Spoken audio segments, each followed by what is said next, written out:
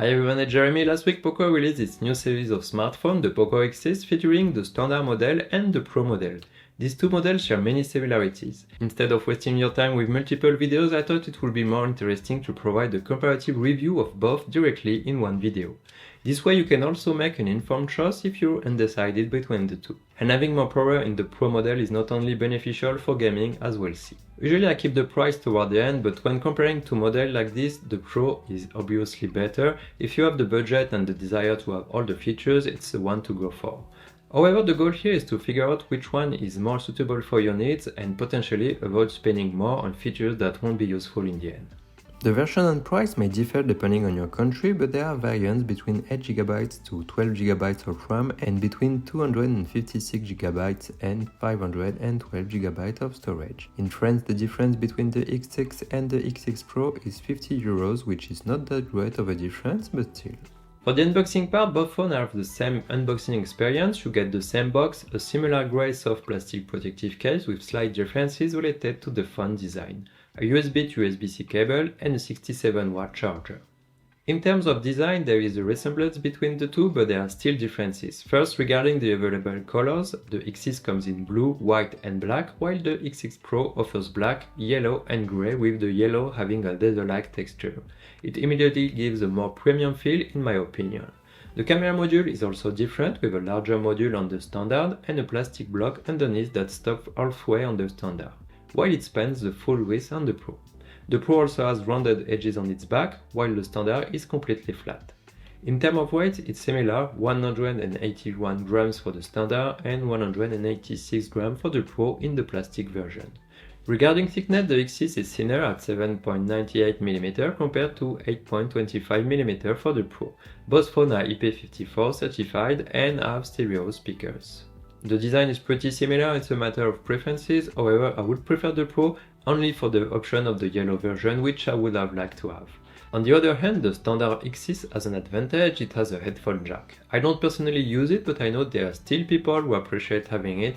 Also, it's worth mentioning that in both cases you can use two nano SIMs, but there is no micro SD slot to expand storage. Now for the display, at first glance they seem the same, with both having a Flow AMOLED dot display crystal wave 1.5K 6.67 screen with a refresh rate that goes up to 120Hz. However, there are slight differences. Firstly, the standard has Corning Gorilla Glass Victus protection, which is better than the Pro's Corning Gorilla Glass 5.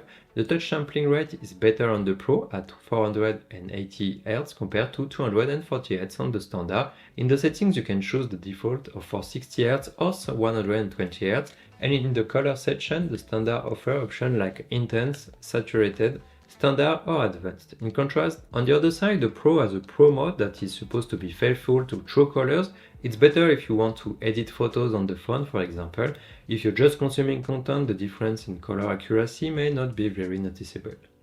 The under-display fingerprint readers are quick in both cases, so the Pro has a better screen in the end, even though initially we might have thought that it was equivalent when looking at the specifications. In regular uses, both screens are good and you won't notice much of a difference, but it's good to know that you're paying a bit more for this in the Pro version. Now for the specification, we already seen the available version in the pricing section. For the rest, the standards come with the Qualcomm Snapdragon 7S Gen 2, LPDDR4X RAM and UFS 2.2 storage.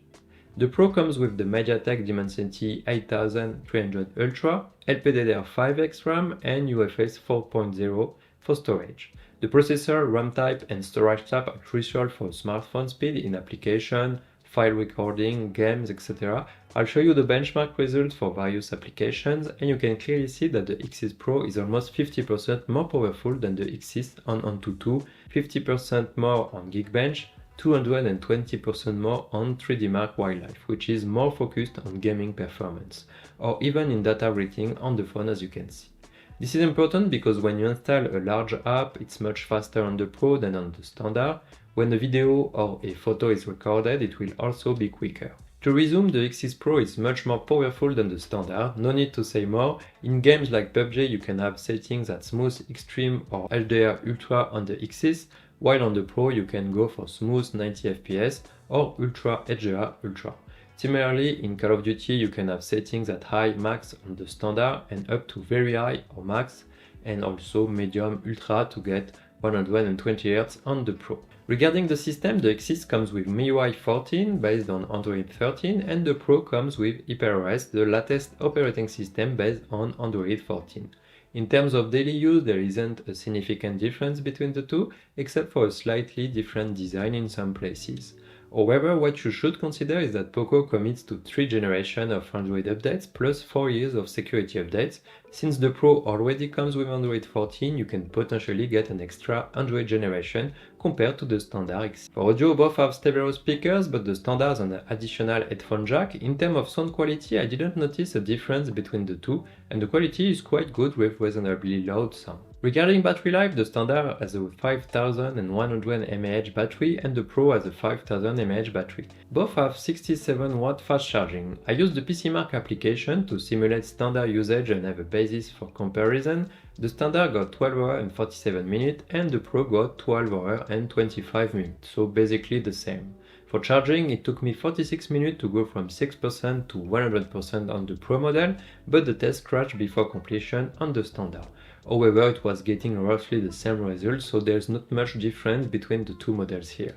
Now for the photo and video part, on paper it seems like they have the same sensors, an 8 megapixel ultra wide angle, a 64 megapixel main sensor, a 2 megapixel macro and a 16 megapixel selfie sensor. I don't have the model for each of the sensors to be sure they're the same references, but the results are not the same from one phone to another. As you can see, there's more detail on the X6 Pro in almost all situations, maybe except for the selfie where I prefer the X6 rendering. Overall, the X6 Pro is better, and when you put the photos side by side, it's clear that in some cases the X6 photo lacks some details. Either the sensors are different or it's the processor, because more power is not only for games, it's also for processing images. Sometimes I had strange surprises with the X6. I took a photo of this KTM motorcycle, for example, which is orange like the Pro, but on the standard version the color is more red. It's the first time that I've seen this on a smartphone. Otherwise, you can use a 2x zoom that uses the main sensor without losing much quality thanks to the 64 megapixel, and the X6 standard directly offers a 4x zoom, while on the Pro you have to zoom further into the image to get the 4x. The results are equivalent at night, but the Pro handles it better.